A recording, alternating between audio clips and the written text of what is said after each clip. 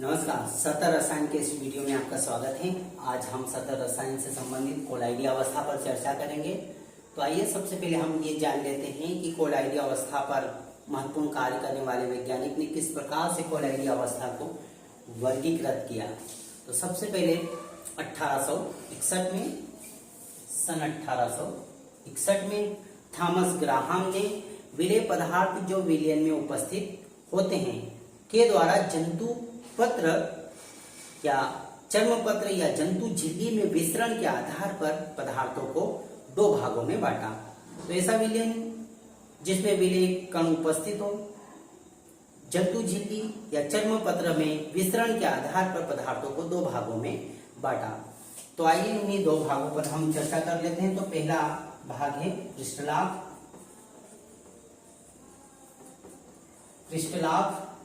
या क्रिस्टलाइट।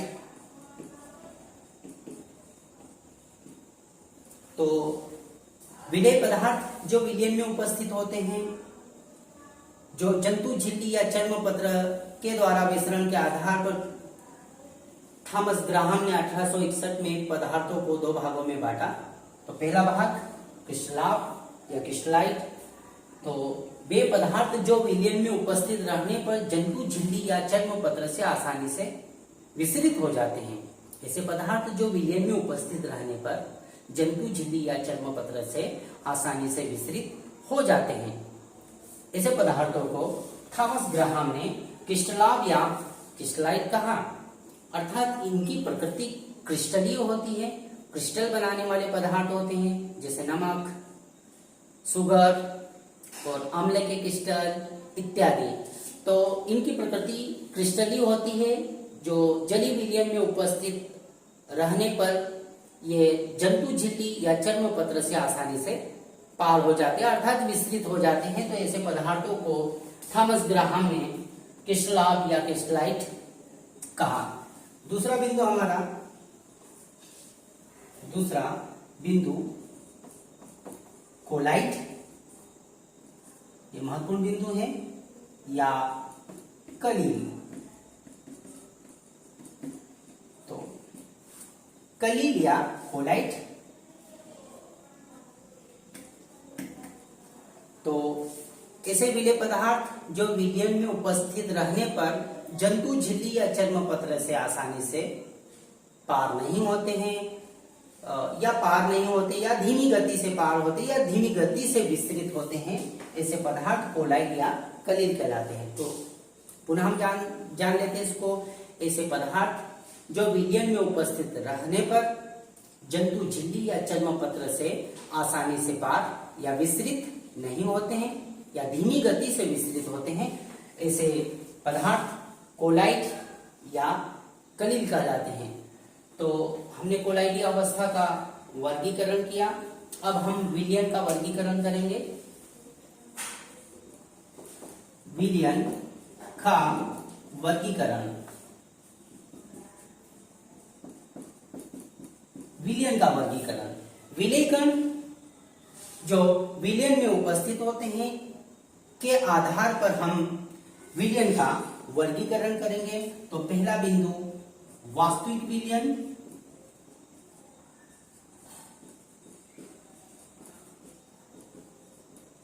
वास्तविक विलयन क्या? तो वास्तविक विलयन एक ऐसा विलयन होता है जिसमें विलेय कणों का आकार, यहां पर हम देख सकते हैं, विलेय कणों का आकार 0.2 nm नैनोमीटर, अर्थात 0.2 nm से लेकर 1 nm अर्थात 1 नैनोमीटर तक होता है। ये जंतु झिल्ली या चर्म पत्र से आसानी से पार हो जाते हैं। तो वास्तविक विलयन ऐसा विलयन होता है जो जंतु झिल्ली या चर्म पत्र से आसानी से पार हो जाता है या विस्तृत हो जाता है, वास्तविक विलयन कहलाता है। वास्तविक विलयन एक सम्मागी विलयन होता है जिसमें विलयन में सभी स्थानों पर अवस्था एक समान होती है। तो वास्तविक विलयन ऐसा विलयन जो जंतु झिल्ली या चर्म पत्र में आसानी से विलेय के कण पार हो जाते हैं अर्थात विस्तृत हो जाते हैं, वास्तविक विलयन कहलाता है, जिसमें कणों का आकार या विलेय कणों का आकार 0.2 nm अर्थात 0.2 नैनोमीटर से लेकर 1 नैनोमीटर के बीच होता है, वास्तविक विलयन कहलाता है। इसकी सभी स्थान पर अवस्थाएं समान होती हैं। दूसरा बिंदु वास्तविक विलयन पर हमने चर्चा की, निलंबन। तो निलंबन ऐसा विलयन होता है जिसमें विलेय कणों का आकार, यदि हम कणों के आकार की बात करें तो विलेय कणों का आकार 100 nm अर्थात 100 नैनोमीटर से लेकर 50,000 नैनोमीटर के बीच होता है। ऐसा विलयन जंतु झिल्ली या चर्म पत्र से विस्तृत नहीं होता है और निलंबन में निलंबित कणों को आसानी से नग्न आंखों से देखा जा सकता है। तो हमने दूसरा बिंदु जाना निलंबन, पहला बिंदु वास्तविक विलयन। अब हमारे पास विलयन का वर्गीकरण के अंतर्गत हमारा तीसरा बिंदु आ रहा है महत्वपूर्ण, वास्तविक विलयन जाना, निलंबन, इसके बाद कोलाइडी विलयन। कोलाइडी विलयन बहुत ही महत्वपूर्ण बिंदु है कोलाइडी विलयन।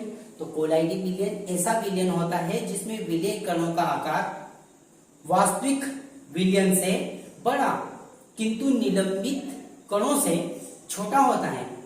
कोलाइडी विलयन ऐसा विलयन होता है जिसमें विलेय कणों का आकार वास्तविक विलयन से बड़ा किंतु निलंबित कणों से छोटा होता है, वास्तविक विलयन कहलाता है।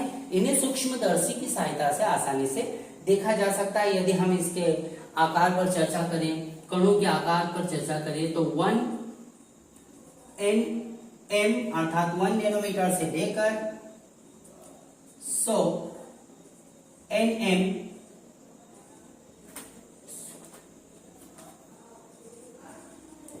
100 नैनोमीटर के बीच होता है। तो पुनः हम जाने कोलाइडी विलयन ऐसा विलयन होता है जिसमें विलेय कणों का आकार वास्तविक विलयन से बड़ा किंतु निलंबित कणों से छोटा होता है। ऐसा विलयन कोलाइडी विलयन कहलाता है। तो आज हमने सतह रसायन के अंतर्गत कोलाइडी अवस्था पर चर्चा की और इसी प्रकार से हम अगले बिंदु को जानेंगे। धन्यवाद।